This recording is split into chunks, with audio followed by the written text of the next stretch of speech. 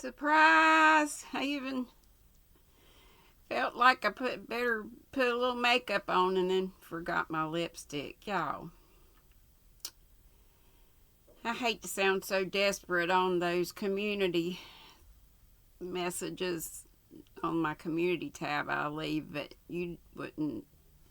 y'all just don't know what prayer and number can do for all of us. And thank you so much for all of you who said prayers for me for this junk I've been going through. I hate to keep whinging about it. I was already just woke up sick again yesterday morning with the nausea. Ugh. Knew I couldn't make it to my appointment, my surgery consultation appointment that I've been waiting on forever. Hated so bad to have to reschedule that, but there was no way I could have gotten there, even somebody else driving me.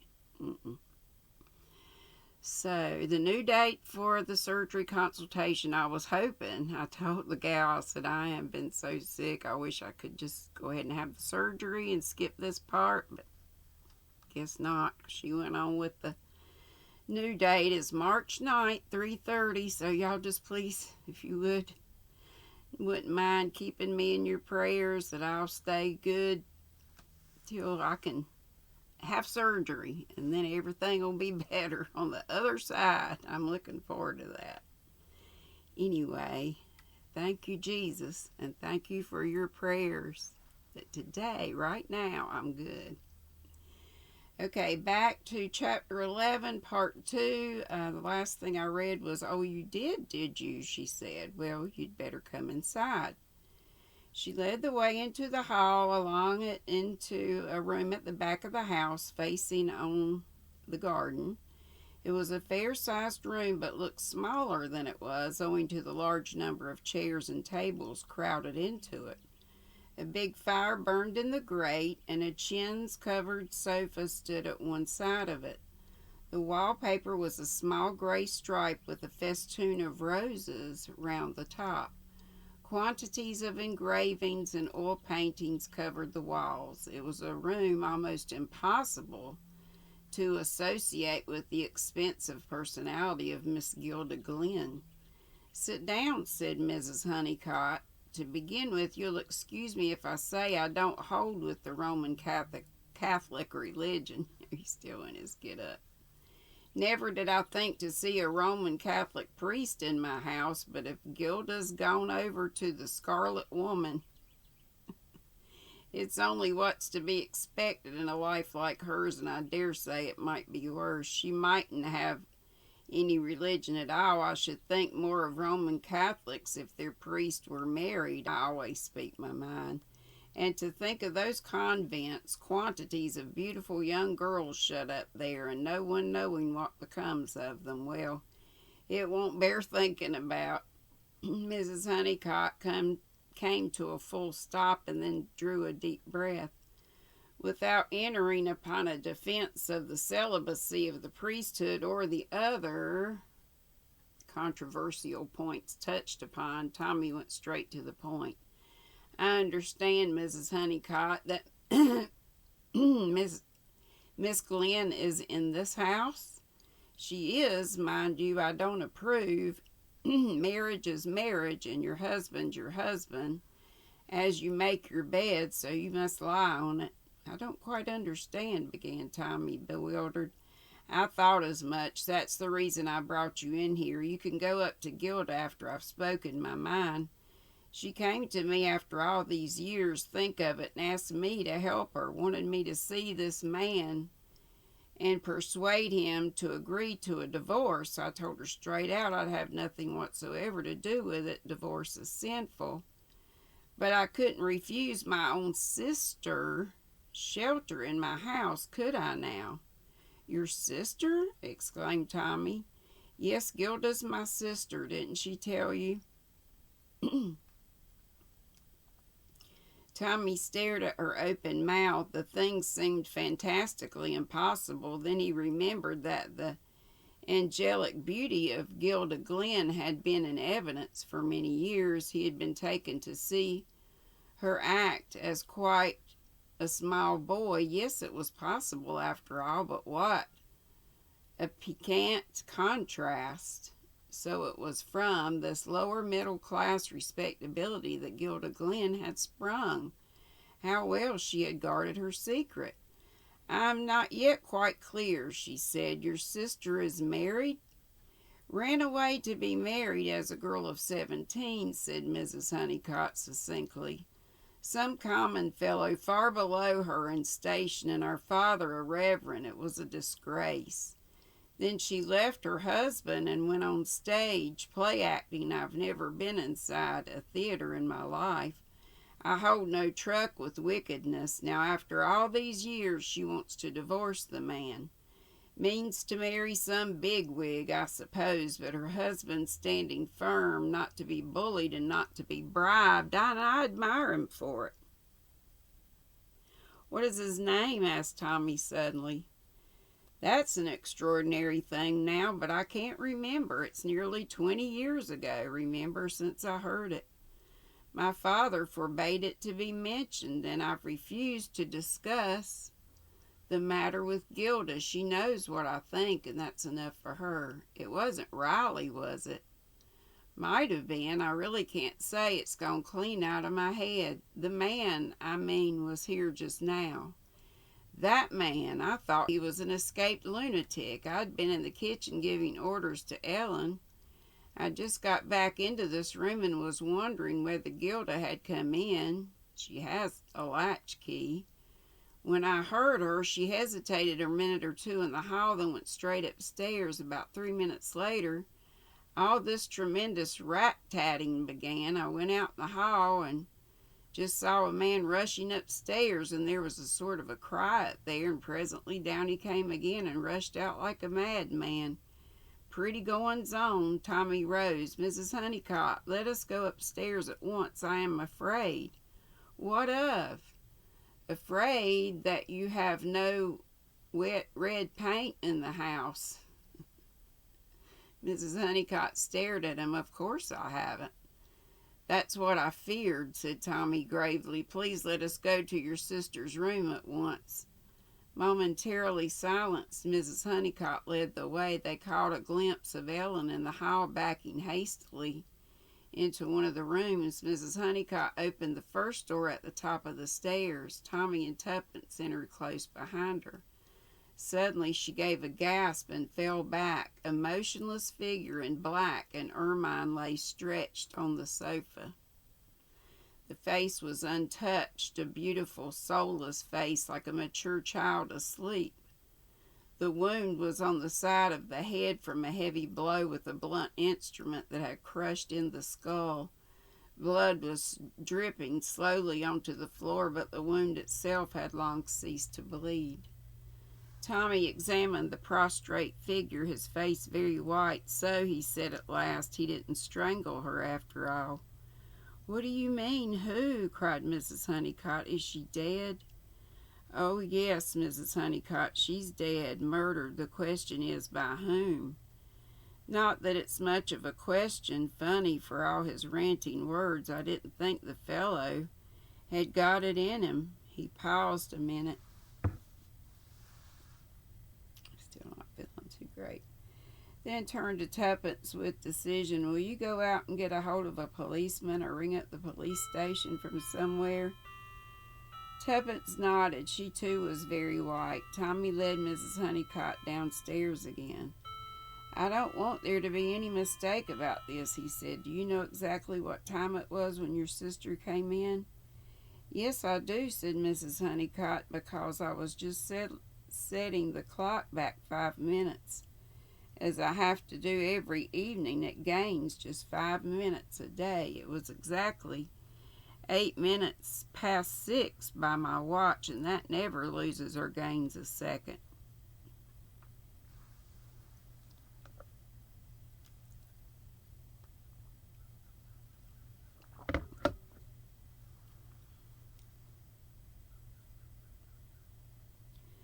Tommy nodded. That agreed perfectly with the policeman's story. He had seen the woman with the white furs go in at the gate probably about 3 minutes before Tommy and Tuppence had reached the same spot.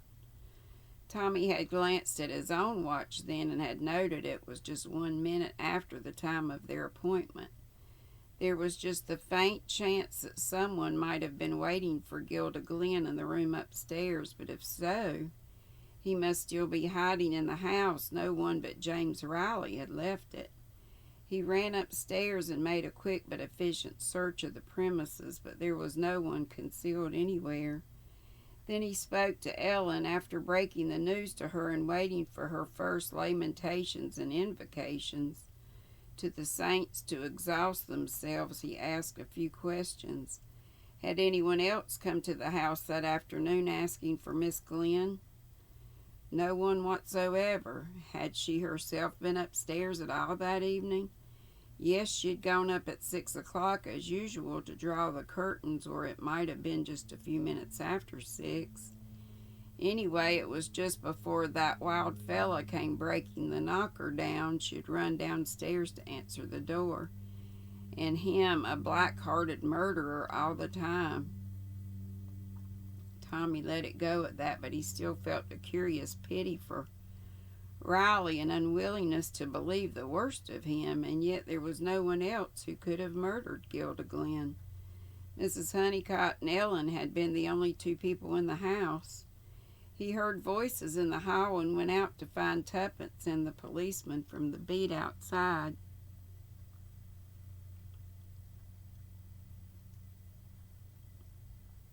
Sorry, lost my place. The latter had produced a notebook and a rather blunt pencil, which he licked surreptitiously. He went upstairs and surveyed the victim stolidly, making remark that if he were to touch anything, the inspector would give him beans.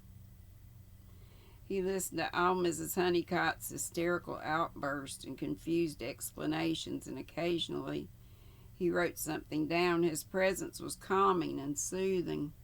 Tommy finally got him alone for a minute or two on the steps outside ere he departed to telephone headquarters. Look here, said Tommy, you saw the deceased turning in at the gate, you say. Are you sure she was alone? Oh, she was alone, all right, nobody with her. And between that time and when you met us, nobody came out of the gate? Not a soul. You'd have seen them if they had? Of course I should. Nobody come out till that wild chap did. The majesty of the law moved portentously down the steps and paused by the white gate post, which bore the imprint of a hand in red. Kinda amateur he must have been, he said pityingly, to leave a thing like that. Then he swung out into the road. It was the day after the crime. Tommy and Tuppence were still at the Grand Hotel, but Tommy had thought it prudent to discard his clerical disguise. James Riley had been apprehended and was in custody. His solicitor, Mr. Marvel, had just finished a lengthy conversation with Tommy on the subject of the crime. I never would have believed it of James Riley, he said simply. He's always been a man of violent speech, but that's all. Tommy nodded. If you disperse energy in speech, it doesn't leave you too much over for action. What I realize is that I should be one of the principal witnesses against him. That conversation he had with me just before the crime was particularly damning. And in spite of everything, I like the man, and if there was anyone else to suspect, I should believe him to be innocent. What's his own story? The solicitor pursed up his lips. He declares that he found her lying there dead, but that's impossible, of course. He's using the first lie that comes into his head. If he happened to be speaking the truth, it would mean that the garrulous Mrs. Honeycutt committed the crime, and that's fantastic. Yes, he must have done it. The maid heard her cry out, remember? The maid, yes. Tommy was silent a moment, then he said thoughtfully, what credulous creatures we are, really. We believe evidence as though it were the gospel truth, and what Is it really only the impressions conveyed to our mind by the senses, but suppose they're wrong impressions?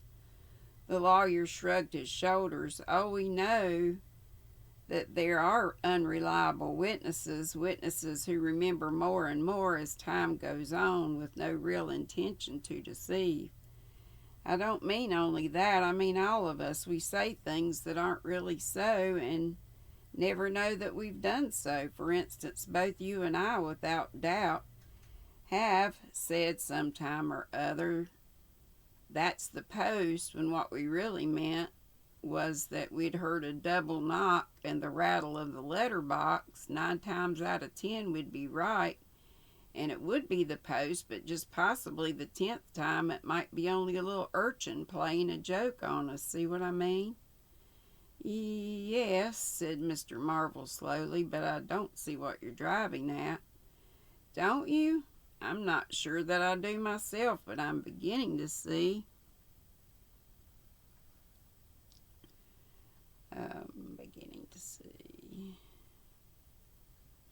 It's like the stick, Tuppence. You remember one end of it pointed one way, the other end was always points the opposite way. It depends whether you get hold of it by the right end. Doors open, but they also shut. People go upstairs, but they also go downstairs.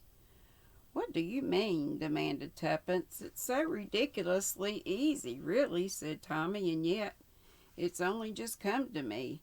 How do you know when a person's come into the house? You hear the door open and bang to, and if you're expecting anyone to come in, you will be quite sure it is they, but it might just as easily be someone going out.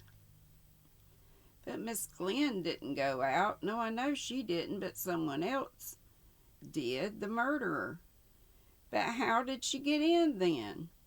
She came in while Miss Honeycutt was in the kitchen talking to Ellen. They didn't hear her. Mrs. Honeycutt went back to the drawing room, wondered if her sister had come in, and began to put the clock right. And then, as she thought she heard her come in and go upstairs, well, what about that? The footsteps going upstairs. That was Ellen going to draw up the curtains, you remember? Mrs. Honeycutt said her sister paused before going up. That pause was just the time needed for Ellen to come out from the kitchen into the hall. She just missed seeing the murderer. But Tommy, cried Tuppence, the cry she gave. That was James Riley. Didn't you notice what a high-pitched voice he has? In moments of great emotion, men often squeal just like a woman. But the murderer, we'd have seen him. We did see him. We even stood talking to him. Do you remember the sudden way that policeman appeared? That was because he stepped out of the gate just after the mist cleared from the road. It made us jump, don't you remember? After all, though we never think of them as that, policemen are men just like other men. They love and they hate. They marry. I think Gilda Glenn met her husband suddenly just outside that gate and took him in with her to thrash the matter out.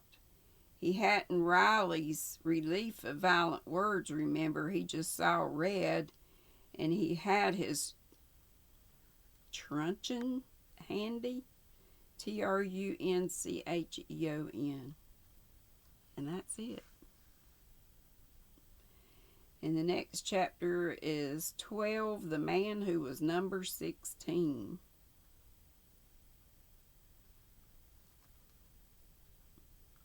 Wow. Sorry, I'm not quite up to snuff still, but so much better. Love y'all. Be sweet, don't be ugly.